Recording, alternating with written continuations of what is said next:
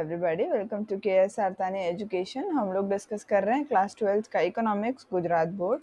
इस वीडियो में हम लोग शुरू करने जा रहे हैं इसका चैप्टर नंबर 7 पॉपुलेशन। इसके दो पार्ट्स बनेंगे जहाँ तक मेरा अनुमान है। फर्स्ट पार्ट में हम लोग इसकी मीनिंग, पॉपुलेशन एक्सप्लोजन का मीनिंग डिस्कस कर लेंगे और इंडिया में जो पॉपुलेशन ट्रेंड्स हैं उसको डिस्कस कर लेंगे। टोटली 7.4 यानी कि 4 पॉइंट्स हैं, बेसिक पॉइंट्स हैं इस चैप्टर की। तो 2 पॉइंट्स पार्ट 1 में और 2 पॉइंट्स आपके आ जाएंगे पार्ट 2 में। चलिए शुरुआत करें। सबसे पहले तो पॉपुलेशन का मीनिंग है आपकी जनता, जो आवाम है, आपकी जो लोग हैं, उसको अपने नॉर्मली बोलते हैं पॉपुलेशन। पॉपुलेशन एक प्लूरल फॉर्म है जिसमें सारे के सारे लोग आपके आ जाते हैं। शुरुआत करते हैं। ये बड़ा ज़रूरी है। सबसे पहले तो इनएविटेबल का मीनिंग क्या है? ज़रूरी। और इसको शुरू करने से पहले मैं आपको एक सिंपल चीज़ बताऊं। हमने जो लास्ट चैप्टर में समझा है लेबर को लेकर के, उसमें लेबर क्यों हमने डिस्कस करा? क्योंकि इंडिया में पॉपुलेशन बहुत ज़्यादा है। हमने लास्ट चैप्टर में ये भी डिस्कस करा कि इंडिया एक लेबर ओरिएंटेड कंट्री है। इससे ही हमको पता चल जाता है इंडिया की पॉपुलेशन बहुत ज़्यादा होगी। चलो अब यहाँ पर आते हैं। तो ये बड़ा ज़रूरी है कि हमारी जो इंडिया की पॉपुलेशन जो इंक्रीज होती चली जा रही है और वर्ल्ड की पॉपुलेशन भी इंक्रीज होती चली जा रही है, जहाँ पर वर्ल्ड की पॉपुलेशन 7 बिलियन को क्रॉस कर चुकी है, उसमें से अकेले इंडिया की पॉपुलेशन 1.25 बिलियन है, जो कि बड़ा चिंता का विषय है। बेसिक रिस्पॉन्सिबिलिटी हर गवर्नमेंट की होती है कि वो जितनी उनकी पॉपुलेशन है, चाहे वो ग्रो क्यों ना कर रही है, उनकी सारी रिक्वायरमेंट्स को वो फुलफिल करे। Basic requirements, for example food, water, shelter, education, hospitals, ये सब, और इंफ्रास्ट्रक्चर, ये सब उनके बेसिक रिक्वायरमेंट्स हैं। इसके लिए कंट्री के नेचुरल रिसोर्सेज को हम यूज़ करते हैं और उनको सबसे ज़्यादा इम्पोर्टेंस दिया जाता है। क्यों? क्योंकि उन्हीं नेचुरल रिसोर्सेज के ज़रिए हम डेवलपमेंट को हासिल कर सकते हैं। यहाँ पर हम लोगों के बीच में और नेचुरल रिसोर्सेज के बीच में देख लो आप, दो एस्पेक्ट्स हैं। सबसे पहला, अगर पॉपुलेशन बढ़ेगी तो नेचुरल रिसोर्सेज जल्दी से ख़त्म हो जाएंगे लॉन्ग रन में और फ्यूचर जनरेशन के लिए डेंजरस हो जाएंगे, मतलब कुछ बचेगा नहीं। अगर मान लीजिए अनस्किल्ड पॉपुलेशन राइज होती है, अनस्किल्ड पॉपुलेशन मतलब ऐसी पॉपुलेशन जिसके पास ना दिमाग है, ना पढ़ाई है, ना नॉलेज है, कुछ नहीं है, तो ये नेचुरल रिसोर्सेज अपने सबसे अच्छे बेस्ट पॉसिबल मैनर में यूज नहीं होंगे और इससे भी आपका कंट्री का इकोनॉमिक डेवलपमेंट रुक जाएगा। अगर आप अपने कंट्री के इकोनॉमिक डेवलपमेंट को बड़े अच्छे से करना चाहते हैं तो आपके पास जितने रिसोर्सेज अवेलेबल हैं, you have to use them in the best way that can be. और अगर आपकी पॉपुलेशन अनस्किल्ड होगी तो ये हो नहीं सकता है। तो पॉपुलेशन की जो स्टडी है हमारी इकोनॉमी के लिए या कोई भी इकोनॉमी के लिए बड़ी ज़रूरी है। पॉपुलेशन का जो राइज है, मतलब पॉपुलेशन जो बढ़ रही है, ये हमारी कंट्री में, हमारी इकोनॉमी में बहुत सी प्रॉब्लम्स का एक रूट कॉज बनी हुई है। अगर मान लीजिए पॉपुलेशन में राइज ही ना होता तो ये प्रॉब्लम्स भी नहीं होती। रूट कॉज का मीनिंग है उसका बेस है पॉपुलेशन, तभी वो प्रॉब्लम हुई है। मीनिंग ऑफ पॉपुलेशन एक्सप्लोजन देखिए। अच्छा, एक्सप्लोजन का मीनिंग होता है बढ़ावा बहुत तेजी से होना, है ना। एक्सप्लोजन नॉर्मली वो बम ब्लास्ट को बोलते हैं। तो यहाँ पर हमारे इंडिया में भी पॉपुलेशन कुछ ऐसे ब्लास्ट की तरह ही बढ़ती चली जा रही है। इंडिया में डेथ रेट गिर रहा है और उसके बदले बर्थ रेट नहीं गिर रहा उतना ज्यादा, और इस वजह से आपकी नेट पॉपुलेशन जो है बढ़ रही है। इसका मतलब क्या हुआ? लोग मर ज्यादा रहे हैं, सॉरी कम मर रहे हैं, और बर्थ रेट कम नहीं हुआ, मतलब पैदा होने वाले लोग कम नहीं हुए, उल्टा वो बढ़ रहे हैं। तो मर कम रहे हैं, पैदा ज्यादा हो रहे हैं, इसीलिए पॉपुलेशन ग्रोथ हो रहा है और उसको अपने बोलते हैं पॉपुलेशन एक्सप्लोजन।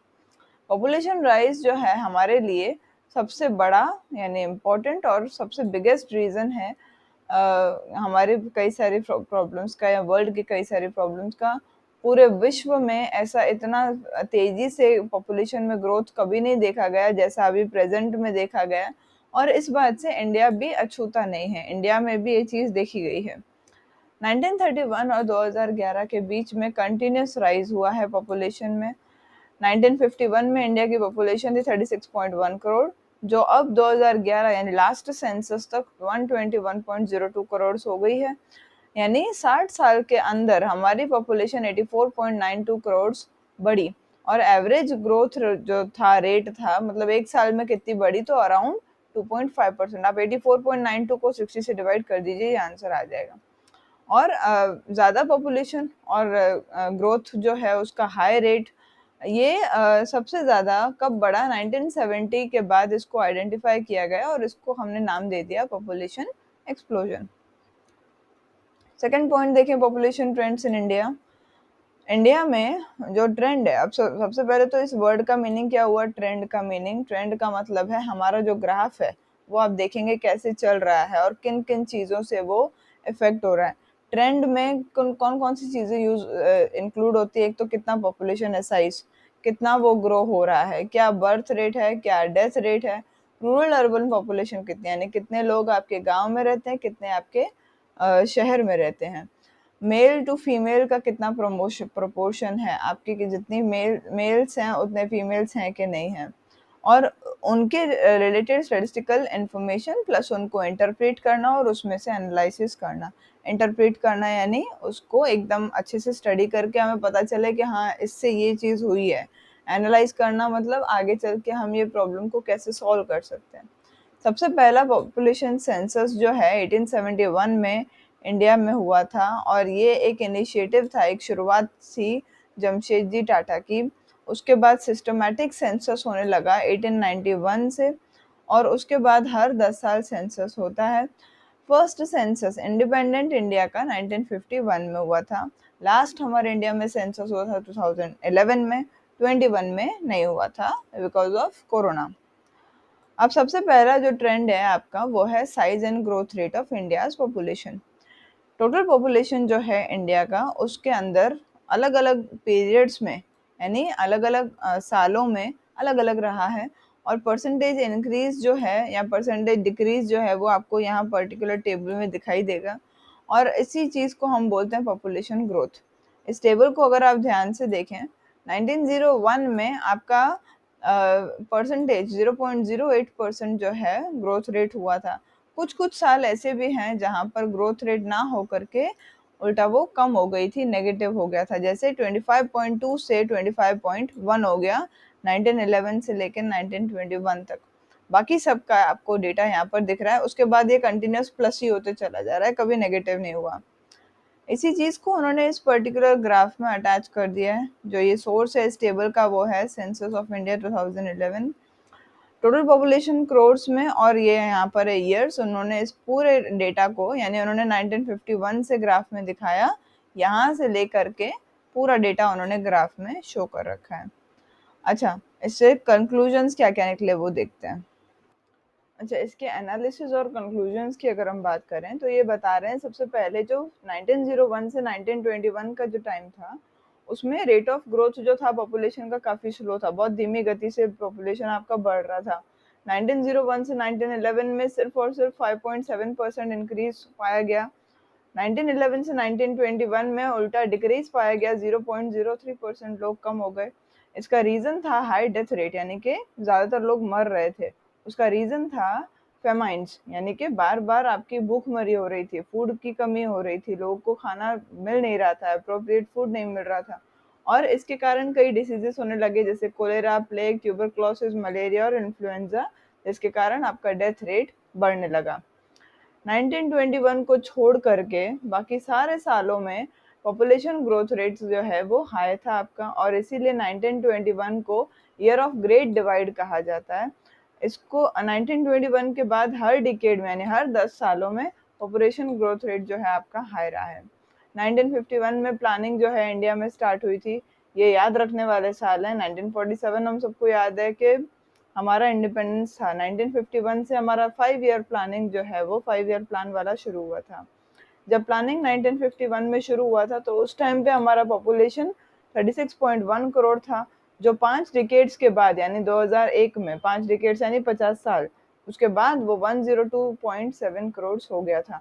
और इसका मतलब ग्रोथ जो है, रजिस्टर्ड ग्रोथ, इसका मतलब हमने जितने लोगों को काउंट किया, हो भी सकता है कई सारे लोग काउंट नहीं भी हुए, तो ग्रोथ यहाँ पर पॉपुलेशन में कितनी हो गई? 66.6 करोड़।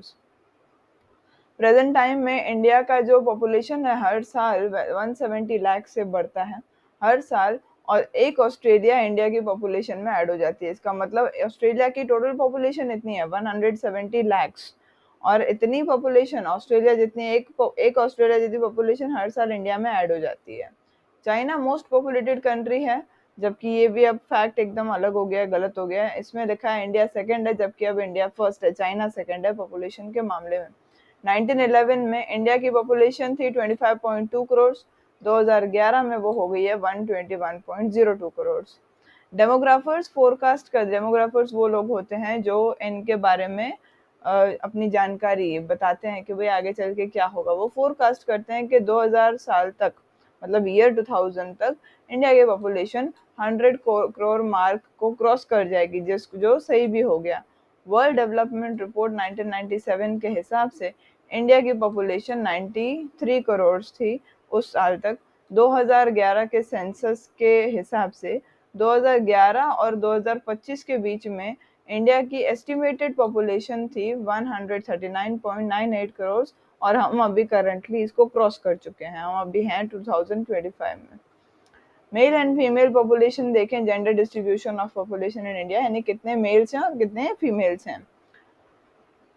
अलग अलग सालों में अलग अलग आपका मेल फीमेल रेशियो रहा है। 1951 में अगर आप देखें, मेल पॉपुलेशन 18.55 करोड़ था, जो कि टोटल पॉपुलेशन जो है, टोटल पॉपुलेशन था 36.11, उसका ये 51.37% थे, और फीमेल्स थी 17.56%। 1991 में 43.92 है, और फीमेल्स हैं 40.71 करोड़, और टोटल है 84.63 करोड़। अगेन आप देखेंगे परसेंटेज कुछ ज़्यादा वेरी नहीं कर रहा है, यहाँ पर भी 51% था, यहाँ पर भी 51 पर थोड़ा बहुत फर्क है। और लास्टली 2011 में भी 51% जो है अगेन मेल्स हैं, और 48% के आसपास ही आपकी फीमेल्स हैं। न्यूमेरिकल जो ब्रैकेट्स में है वो परसेंटेज बताते हैं, वो तो बताया। सेंसस से ये डेटा जो है वो लिया गया है। एनालाइज करें इसको, तो कंसिस्टेंट इंक्रीज हुआ है मेल फीमेल पॉपुलेशन में। तो देखो सिंपल सी बात है, अगर टोटल पॉपुलेशन बढ़ेगी तो मेल फीमेल का भी इंक्रीज होना ही है। 1951 से लेके 2011 तक ये कंसिस्टेंटली इंक्रीज ही होते रहा है, क्योंकि पॉपुलेशन ग्रोथ हो रहा है। अगर इसको परसेंटेज में प्रेजेंट करें तो मेल पॉपुलेशन 51.37% था, और ये बढ़ करके 51.54% हो गया, थोड़ा सा बड़ा है ये। और इसका मतलब 0.717% पॉइंट राइज है मेल पॉपुलेशन में, और फॉल है आपके किस में, फीमेल वाले में। सिंपल सी बात है, फीमेल पॉपुलेशन पहले था 48.63%, ये रहा, और अब वो डिक्रीज होकर के आ गया 2011 में 48.46% पे। 0.17% ये माइनस में चल रहा है। मेल्स के मुकाबले फीमेल का जो डिक्रीज हो रहा है, ये बड़ा चिंता का विषय है, मैटर ऑफ कंसर्न है। फीमेल पॉपुलेशन हमारे फ्यूचर के लिए बड़ा चैलेंज है। फॉल, फीमेल पॉपुलेशन फॉल में नहीं होना चाहिए। Gender ratio extent of female पर 1000 मेल्स, 1000 मेल्स के सामने कितनी फीमेल्स हैं। ये यहाँ पर वही चीज लिखी है, पर 1000 मेल्स सामने कितनी फीमेल्स हैं, उसको हम बोलते हैं जेंडर रेशियो, सेक्स रेशियो, या female male ratio. Gender ratio occupy करता है एक इम्पोर्टेंट जगह हमारे स्टडी में। अगर मान लीजिए फीमेल्स का नंबर गिर रहा है, इसका मतलब हमारे कंट्री में कुछ ऐसी चीजें हैं जो नहीं होनी चाहिए, और इससे बहुत सारे असर भी पड़ते हैं हमारे पॉपुलेशन के ऊपर।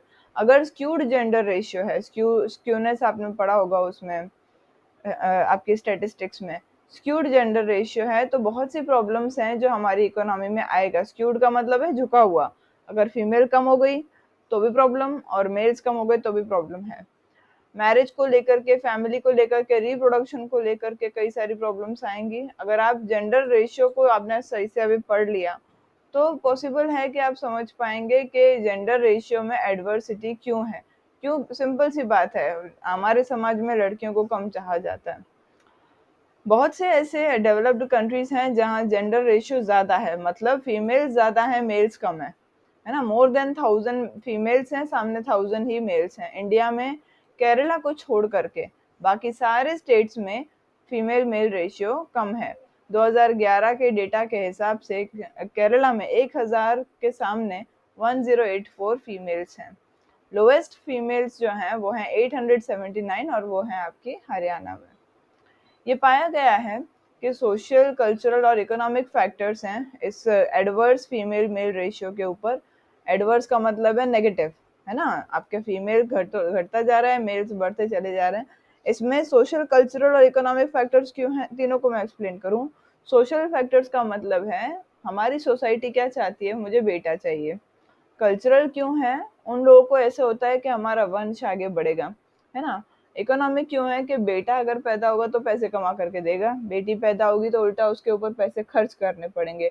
बेटा शादी करके पैसे लाता भी है घर में, और बेटी जब शादी करके जाती है तो पैसे लेके चली जाती है इंडियन सोसाइटी में। जबकि आजकल ये सारी बातें जो है एकदम लड़कियों ने इन सबको रॉन्ग प्रूव कर दिया है। I am also one of them. Indian society में वुमेन का जो स्टेटस है वो पहले से ही काफी कम रहा है।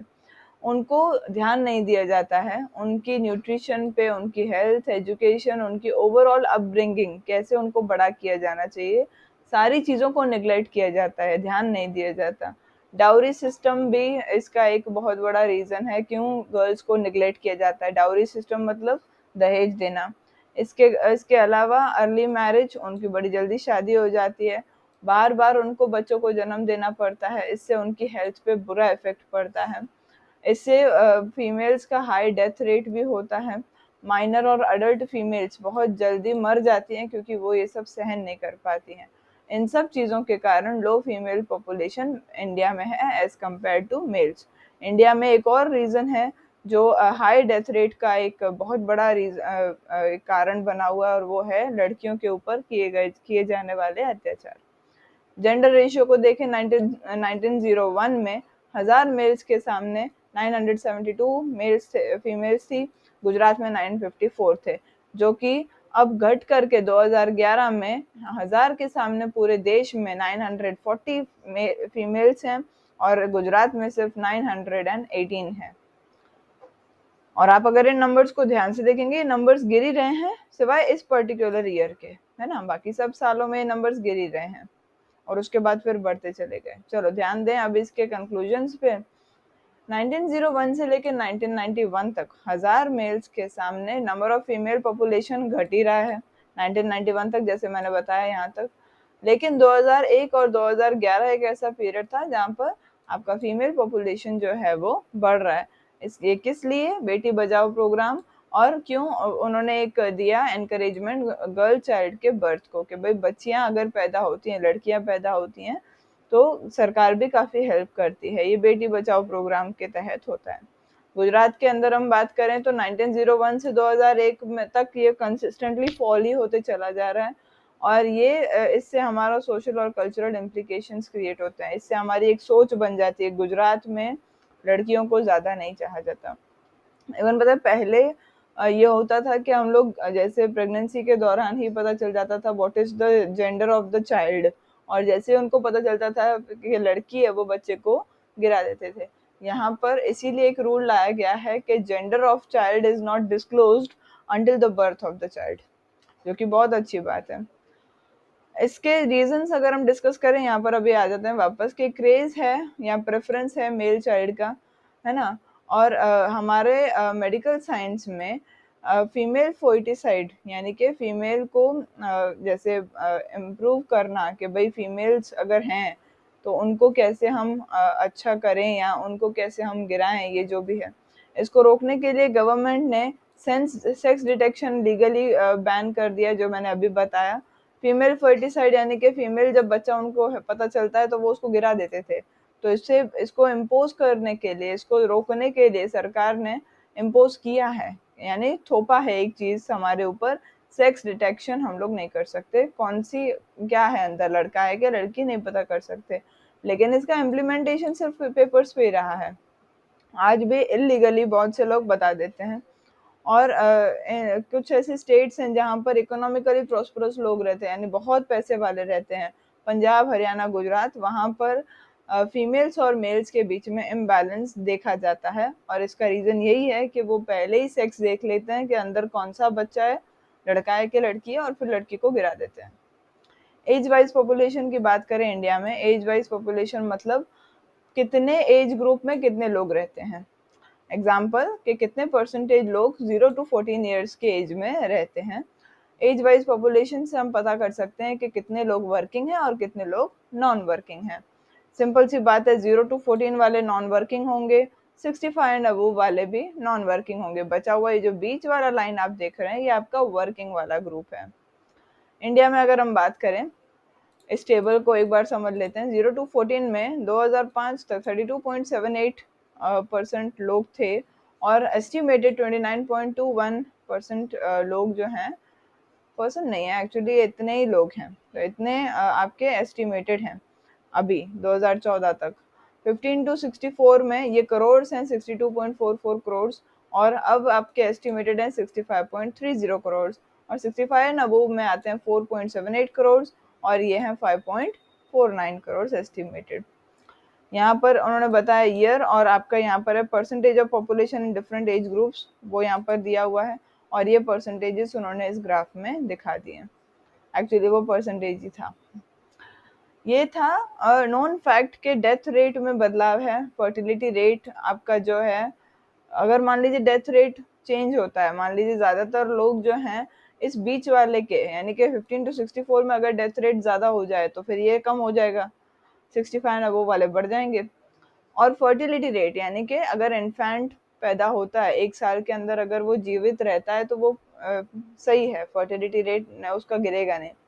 ये सारी चीज़ों से आपका असर पड़ता है लॉन्ग रन में, फैमिली साइज पे असर पड़ता है, लेबर मार्केट पे असर पड़ता है, जो कितने लोग काम कर पाएंगे। 2005 में जो 0 to 14 वाले एज ग्रुप हैं वो है 32.78%, और वो घट करके हो गए 29.21% 2014 में, जो बता रहा है कि बर्थ रेट कम हो रहा है। ठीक है, 2005 में 62.44% पॉपुलेशन 15 to 64 ईयर्स में आ रही थी, जो बढ़ करके 65.30% हो गई 2014 में। इस एज ग्रुप में मेजरली लोग वर्किंग पॉपुलेशन वाले होते हैं। इसमें अगर बढ़ावा हो रहा है तो आपकी कंट्री की इकोनॉमिक डेवलपमेंट होगी, जो कि एक अच्छी बात गिनी जाती है। नेक्स्ट पॉइंट आती है rural and urban population in India. जो लोग रूरल एरियाज में रह रहे हैं और जितने लोग अर्बन एरियाज में रह रहे हैं, इसको अपने बोलेंगे proportion of rural and urban population. Rural मतलब वो गांव में रहने वाले लोग, और अर्बन मतलब वो है शहर में रहने वाले लोग। इस पे कई सारी चीज़ों का असर पड़ता है। एग्जाम्पल है employment, education, health, social life, quality of life, economic returns और ऑक्यूपेशन।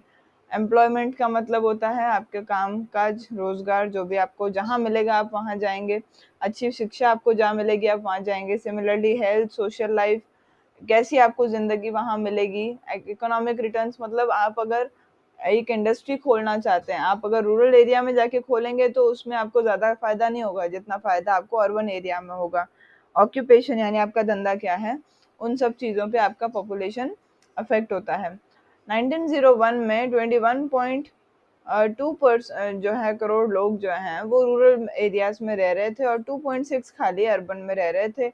यानी कहने का मतलब बहुत बड़ा प्रोपोर्शन एक रूरल में रह रहा था। 89.1% लोग आपके रूरल में रह रहे थे, और टोटल पॉपुलेशन इतनी थी। जबकि 2011 में रूरल वाली पॉपुलेशन घट करके 83.02% हो गई, यानी पॉपुलेशन नहीं घटी पर परसेंटेज घटा। 68.0% खाली रूरल में रहते थे, और 32.0% जो है अर्बन में रहने लगे। जो इससे हम अगर इसको कंपेयर करें, ये वाली लाइन को अगर हम कंपेयर करें, 10.9 पहले अर्बन में रहते थे परसेंट, और 32.0% अब अर्बन में रहते हैं। ये आपका बता रहा है कि अर्बन पॉपुलेशन धीरे धीरे बढ़ी है। यहाँ पर भी वही बात है, ब्लैक वाला अगर आप देखें, अर्बन पॉपुलेशन धीरे धीरे आपका बढ़ ही रहा है परसेंटेज के मामले में। एनालाइज करते हैं इसको। रिसेंट ईयर्स में अर्बन पॉपुलेशन जो है धीरे बढ़ ही रही है। प्रॉब्लम्स हैं कई सारे, dirt and squalor arise due to increase in hutments. जो लोग गांव में रहते हैं, खेतों में रहते हैं, यानी कि जो झूपड़े हैं उनमें रहते हैं, उनमें उनको कई सारी तकलीफें होती हैं। डर्ट की तकलीफ, स्क्वेलर अराइज की तकलीफ। अच्छा, स्क्वेलर का मीनिंग होता है बहुत ज़्यादा आपका गंदगी होना, बहुत ज़्यादा आपकी एक्सट्रीम डर्ट होना जहाँ पर आप रह ना पाएँ। एडमिनिस्ट्रेशन जो है यहाँ पर फेल होता हुआ दिख रहा है। क्यों? क्योंकि यहाँ पर बेसिक सर्विसेज भी नहीं है, जैसे कि इलेक्ट्रिसिटी, ट्रांसपोर्टेशन, वाटर, ये सारी चीज़ें भी नहीं है, और लैक ऑफ इंफ्रास्ट्रक्चरल फैसिलिटीज़ भी हैं। रोड रास्ते भी प्रॉपर नहीं बने हुए। इम्प्रॉपर वेस्ट मैनेजमेंट है, वहाँ पर कचरा सही से निकाला नहीं जाता है, पॉल्यूशन उसके कारण बढ़ता चला जा रहा है, और सोशल लेवल्स जो हैं वहाँ पर ज़्यादा हो रहे हैं। एग्जाम्पल हैं क्राइम्स, थेफ्ट और लूटमार। ये सारी चीज़ों के कारण वहाँ से लोग जो हैं निकलना ज़्यादा पसंद करते हैं। 1901 में रूरल पॉपुलेशन 21.2 करोड़ थी, जो टोटल पॉपुलेशन का 81.9% था। अब जो है 68% होकर के रह गया 2011 में। जब अगर हम परसेंटेज की बात करें तो बहुत ज़्यादा फॉल उसमें देखा गया है। ऐसा क्यों है? क्योंकि रूरल एरियाज में एम्प्लॉयमेंट नहीं मिलता, बहुत ज़्यादा वहाँ पर डिसगाइज्ड अनएम्प्लॉयमेंट देखा गया है। डिसगाइज्ड का मतलब क्या है? लोग काम तो कर रहे होते हैं लेकिन उनको कोई सैलरी नहीं मिलती, उनके काम करने से कोई फर्क नहीं पड़ता है। अंडर एम्प्लॉयमेंट वहाँ बहुत ज़्यादा है, उनको एक हफ्ते में 10 घंटों से भी कम का काम मिलता है।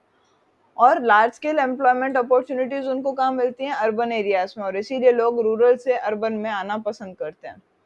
अर्बन पॉपुलेशन पहले 2.6 करोड़ था, यानी खाली 10.9% था 1901 में, जो कि बढ़ कर के हो गया 38 करोड़ 32.0% 2011 में।